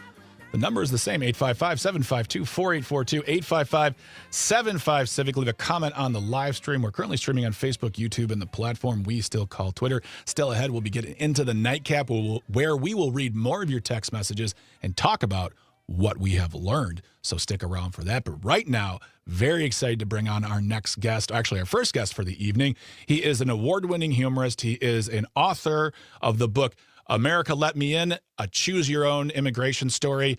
And he is also a former writer for The Late Show with Stephen Colbert. He joins us via the live stream. Felipe Torres Medina is here. Good evening, Felipe. How are you tonight? Hi, guys. I'm great. I'm happy to be here. Excellent, excellent. I talked to you, I believe, last year when your book was coming out. It was great to talk to you about that. And when everything went down with, I don't know if you heard about what happened. I'm sure you did, with The Late Show, Stephen Colbert, of course. But I wanted to have you on the show to talk about. Wait, what happened? I mean, they just told you it was vacation, didn't they? Okay, sorry, buddy. Okay, why doesn't my key work? Yeah. But I wanted to have you on to talk about this because it's still very fresh, but it's kind of like an unknown situation for a lot of people with regard to what exactly happened. But I mean, you were a writer for The Late Show with Stephen Colbert. How long did you work there? I worked at The Late Show since October 2019, so about 6 longish years, like 6 years and a little bit. Yeah. And that time you were a writer, and I mean, I actually saw you on the show. He had you on as a guest to talk about your book. It was great. And it was like, after we had you on the show, I'm like, Felipe, I'd see you do stuff on TV and whatnot. And it's that weird thing of like, they're on your show once and you feel like I'm in their fan club now. But, can you, I mean, I know it's fresh and I'm sure it doesn't, the whole situation is terrible, but can you kind of give us a brief overview of just your experience with what happened with regard to the cancellation, finding out to where you are maybe today and, how you are dealing with it, if you will? Well, I mean, the reason we were canceled, and, you can choose to read into a narrative or not. Like, I mean, the official reason the show was canceled is that apparently it was no longer making money for CBS. And that is the line, a purely financial decision is what they have said and repeatedly claim was the reason for the cancellation. And I don't like, I will stick to the line that was the official line. But, you know, people are entitled to their opinions and to have their thoughts based on the actions of the network and the new owners of the network. But I do think, like, at no point was it communicated to me that it was for any other reason. And at no point was it, you know, I was just an employee at the show. I don't I was not privy to any of these conversations. In terms of like how it has been, I mean, it was, you know, the show's great. The show was an incredible show. The show employed 200 plus people in the city and the state of New York and New Jersey, you know, the New York metropolitan area. And we had the best in the business, I will say, like truly the best in the business in every, like at every part of the operation, you know? So it was incredible to be able to work with people who were truly the best, and everyone from props to interns to graphics and editors, and you know, and then there were the writers, but you know, that we were just a little part of a beautiful machine that was making incredible stuff every day, which to me is the most cool and the beautiful thing that we were doing, is that it was every dang day we were putting on a little miracle that was this show that was like perfectly polished and sometimes imperfectly polished, which kind of gave it a little bit of comedic sheen. So yeah, it was great. And obviously Steven, who is like the best person. Yeah. Felipe, it's so great to have you here. I have questions about the actual gig itself. I always found that to be like probably in show business, one of the most intimidating jobs. You have to come up with stuff every day, monologues, sketches, like it's a breakneck pace. So, but I'll get this question out of the way to stick with what Greg's point was about the cancellation. What did that do to the writer's room, the mood, when you guys knew you show up to this job you love? What was the mood like after you found out? And was it hard to be funny? I don't know. I mean, surely there were moments where like we were sad, or personally I was sad, and obviously it was a shock because the show, it was #1 in ratings like in its category. You know, we were beating Kimmel, we were beating Fallon, we were so like shock obviously was the first emotion. I do think when you're doing a show every day and you're at that level of professionalism, you kind of don't have time to feel too much. And so we were like, as you said, it's a breakneck pace. We were doing so much, and so much was happening in the world. And, you know, the mandate of the show, as Stephen always said, was to talk about what people were talking about. And so it was fast, but we didn't have time really to commiserate too much. We just wanted to have fun. And I think maybe that was the point, to have as much fun as we could with the time that we had. And I think we did that. Excellent. Awesome. Yeah. I mean, just as a viewer, it seemed like it was a blast from all the things. And we'll talk more. I want to talk more about that on the other side of the break, but we're going to take a really quick moment to pay some bills. We are speaking with humorist, author, comedian Felipe Torres Medina here on Nite Lite with Pete Schwaba and Greg Bach. Stick around. We'll be right back. Don't go anywhere. Stay tuned. Stay close. We're both gonna go. We'll be riding wildfire, riding wildfire,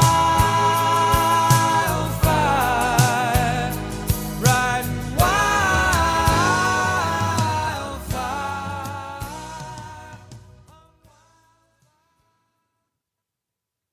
Here's the danger of that song. Like if people didn't know we were talking about natural disasters, they would turn on the show and go, what the hell is this now?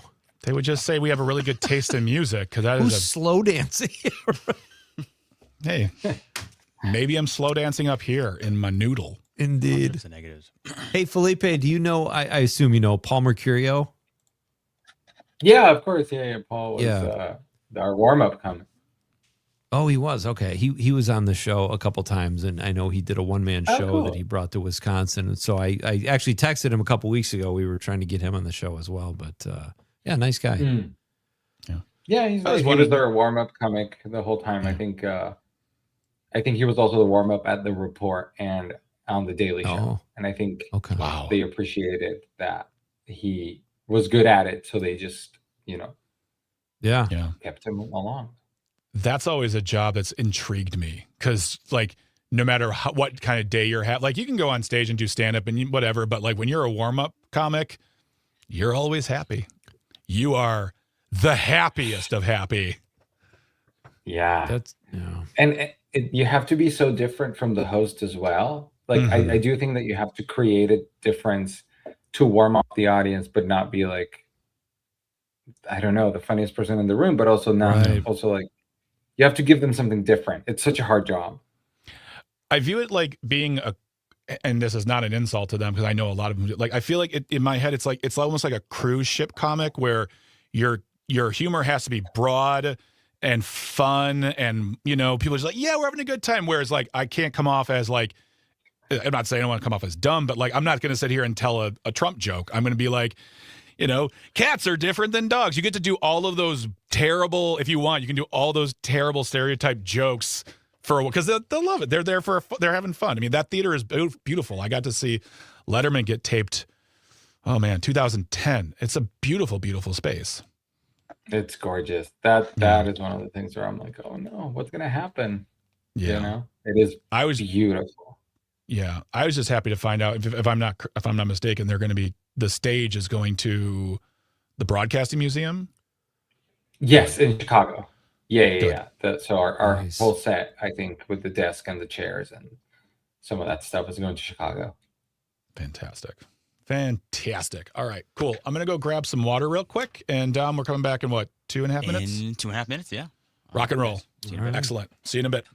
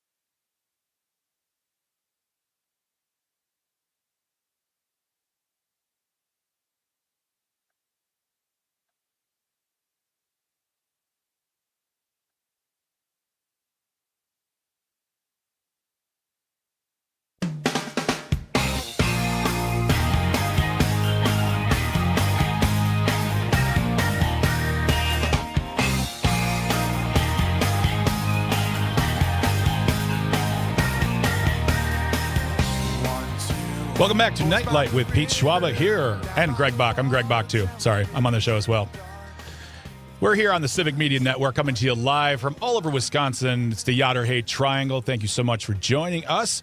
Do not forget, we'll be back tomorrow as always. We'll be speaking to Logan Rogie, Senior Communications Specialist with Travel Wisconsin, to talk about what to do, where to do it, and in Wisconsin in the summertime. And then we'll, of course, be doing the Nite Lite Movie Club where we'll be talking about the 2006 Casino Royale, not the 1970s version. But that's going to be in the second hour in our Nite Lite movie club, so join us for that.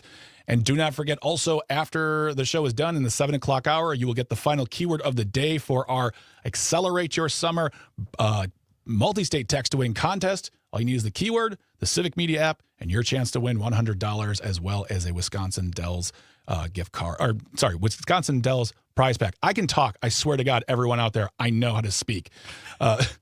It's been a day. You're doing great, man. Thank you. Thank you. That definitely feels so supportive right was now. That condescending enough? There was so much energy in that. You're doing great.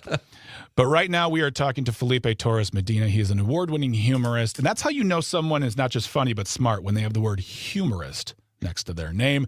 He is an author of the book America America Let Me In, a choose your own immigration story, which we're going to talk about in just a few moments here. And he was also a writer for The Late Show with Stephen Colbert.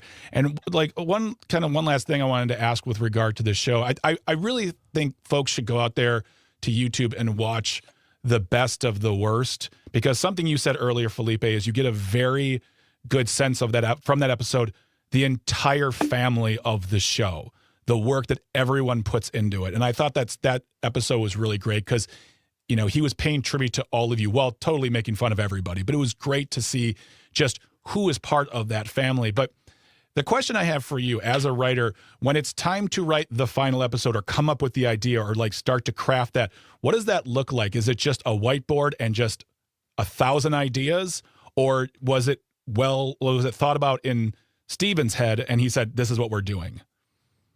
I think a little bit of both. I think once we knew that we were getting canceled and we knew that we were going to have to do a final show, there was a little bit of like blue sky conversation, like what would you like to see? You know, there was a lot of pitches that each one of us, there were 12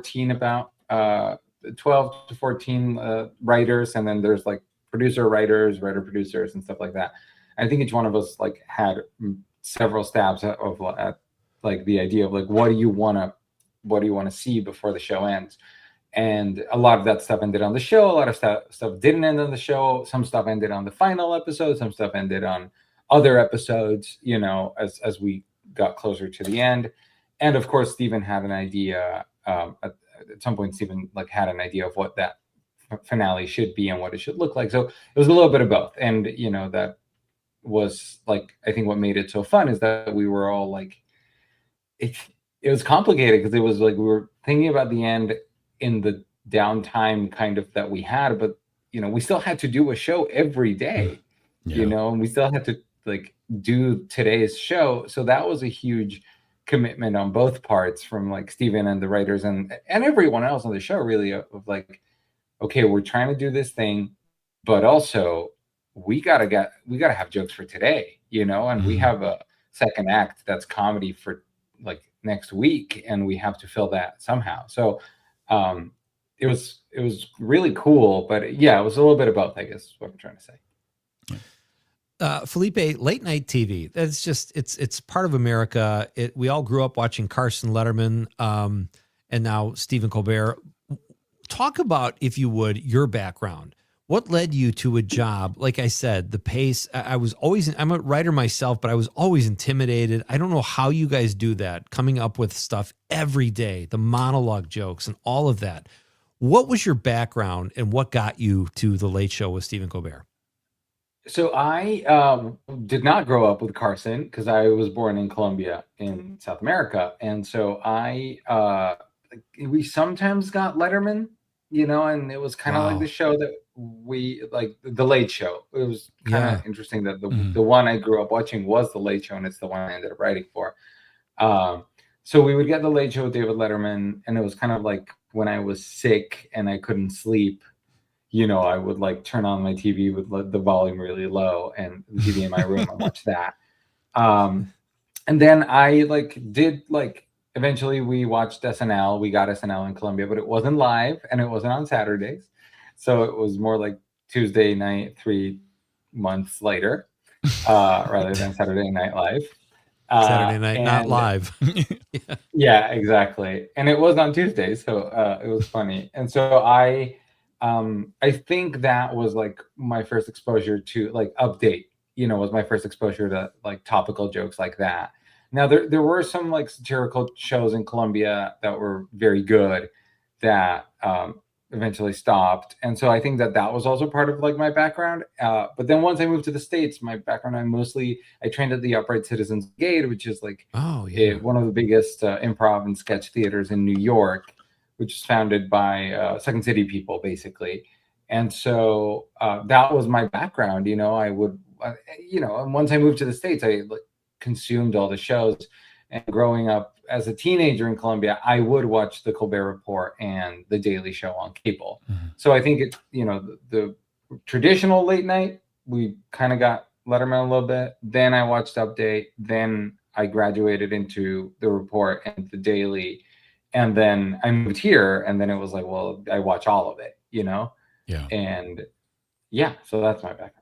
That must have been something when you walked into the writer's room for the first time on The Late Show, given what you just said. That's so great. That's very cool. Yeah, it was really, really exciting. Well, and so that leads me to my next question here, or just my next point, is the fact that, you are from Colombia, you immigrated to America, and the reason why you came onto our show last year was to talk about your book, America Let Me In, a Choose Your Own Immigration Story, which I've now listened to twice. It is a phenomenal book. It is so funny, but it's also so meticulous in the journey, not just the immigration journey, but the immigration journey for this person and the immigration journey for that person, having to do with your status. Can you talk more about, what led you to, to talk about your own immigration story is wonderful, but to do what you did, which was to really do some hardcore research into it, what led you to say, I want to write this book instead of the typical memoir? I have always thought that my life is not that interesting. So I was like, I don't want to just write a memoir because that's not that interesting. Like Malala should write a memoir, and she did. But, that's the people whose memoirs I would read and I would be interested in.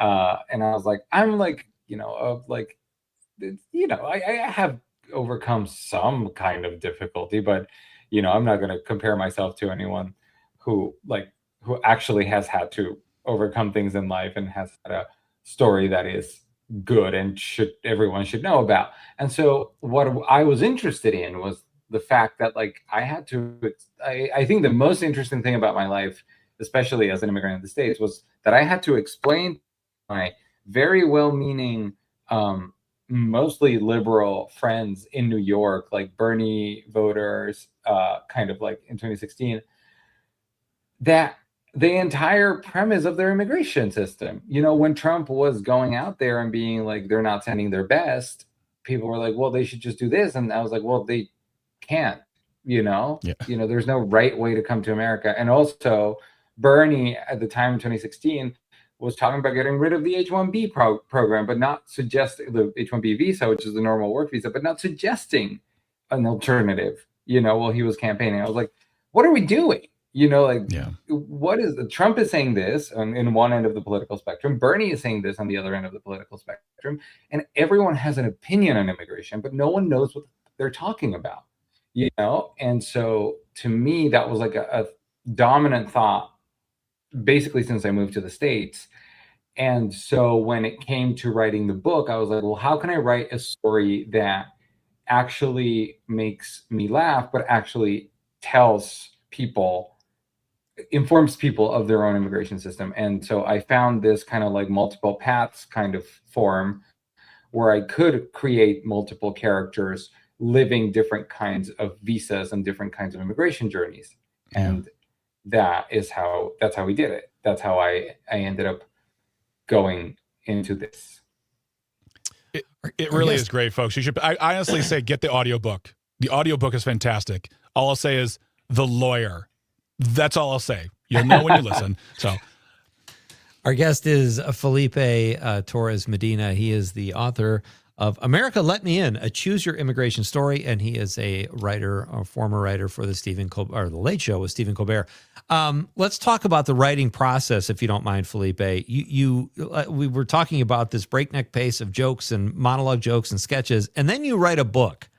which is a lot more, I would assume, tedious, or maybe something you just weren't used to writing. What was more fulfilling and what was more fun in terms of writing for you?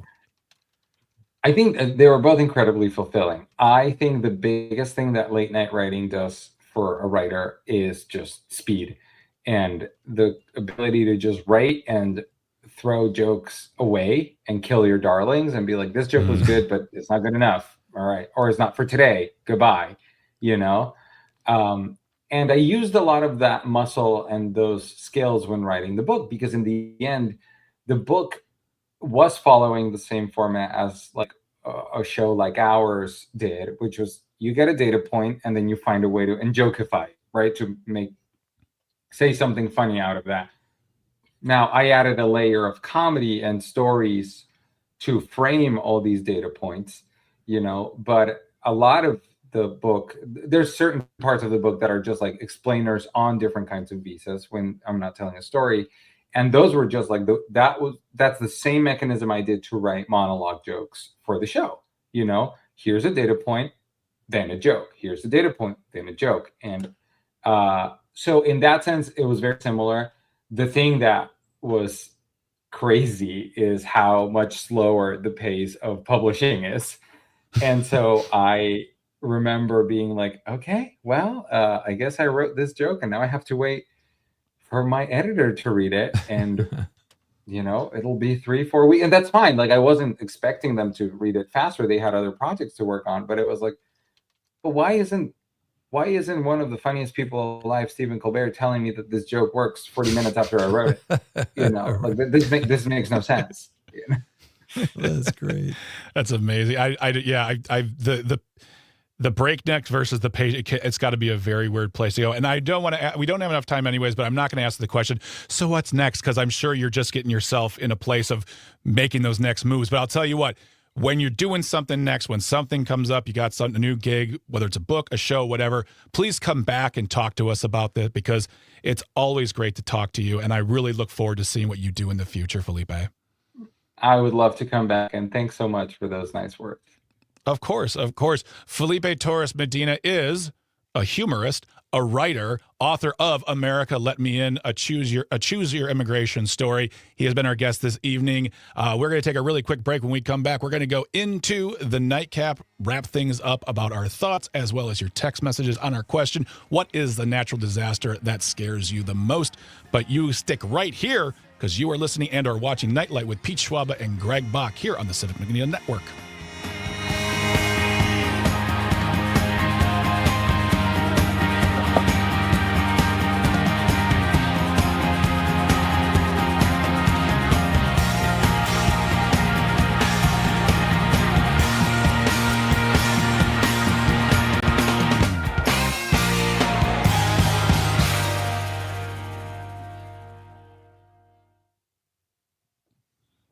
Felipe, right, thanks again for being on. We really appreciate it. Yeah. Really quick question. What's Taylor up to? She is still at Last Week Tonight, which is great. Yeah. At least like for personally, because I don't have a job right now. So yeah, she's still Last Week Tonight. You know, Excellent. Writing her stuff. She's writing other projects and, you know, figuring out what her next steps are, you know, but she's doing great. Thank you. Have you heard of podcasts? Yeah. I feel like the space is a little saturated right now. I feel like you have to be Amy Poehler to really get some traction there. Your words, not mine. Hey, I have a quick question for you, Felipe, if you don't mind.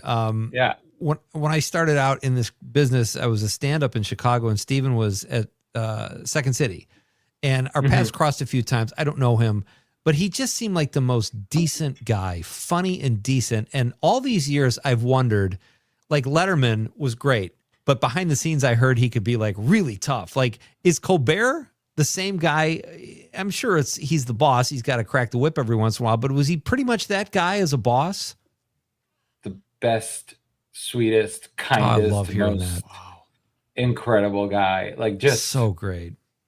Not a bad word could be said about him, because there are none that exist. He is a wonder of a man, and I owe my entire life to him. You know, I owe my dream to him. He's the best. That's great. I saw that session they did with Strike Force 5 where he goes, I tell my staff, you don't work in show business because you work here. Like you work in a different version of show business because of what seems like a very positive attitude and positive space. Yeah, we feel very lucky. I think that's the saddest, one of the saddest things about it all is that like we were working for truly a kind and great man. He happens to be incredibly funny, but it was just like a great guy. Well, that makes me feel good. Thank you. I mean, again, when you've got something going, email me. Let me know. We'd love to have you back. I don't know if Taylor will remember me, but tell her Greg from the radio says hello. Absolutely does, and she says hi.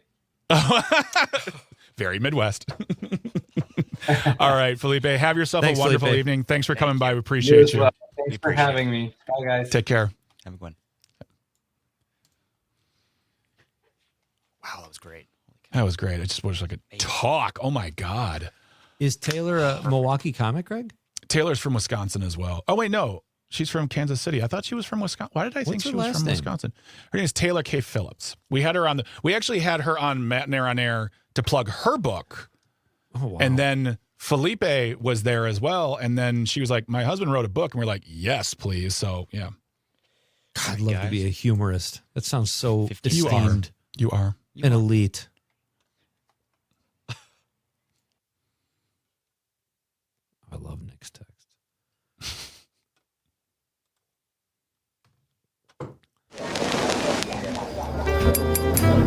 It's time to wind it down.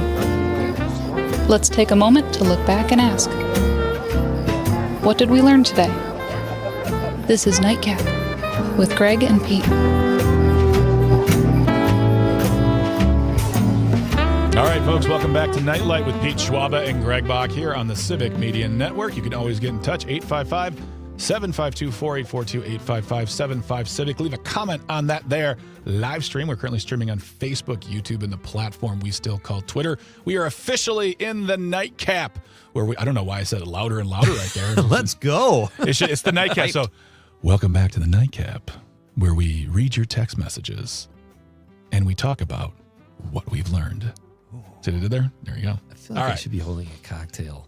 I really feel like that. Yeah, and we should actually get smoking jackets for this segment. Sweet. And bring and the like dim the light. Oh yeah. Bring my jammies. You said the most childish thing right there. I'll bring my jammies. In case you have to tinkle. Yeah. I'm wearing my onesie with the poop shoe. All right, folks, we're going to get to some more of your text messages and thoughts on our social media as well as the text line. Folks, by the way, follow us on social media. We are on Facebook. We are on Instagram. You can follow Civic Media's YouTube page, too, to find out more about what's going on here at Civic Media.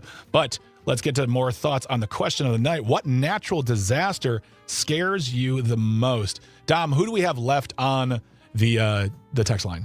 Our good buddy Chris Casper said, y'all classify puddles as lakes. Just saying. Ooh. I'm guessing he's referring to Fizz. Yeah.